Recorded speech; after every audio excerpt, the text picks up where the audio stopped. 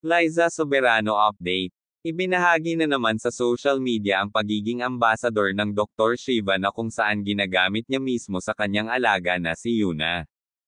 Nabanggit din niya dito kung ano ang mga plan nila sa darating. Sa interview na ito, muli na naman nating napatunayan na consistent pa din ang pag-uusap nila ni Enrique Hill. Nabanggit niya dito ang pag-uusap nila ni Enrique about sa konsepto nila sa darating na project nila.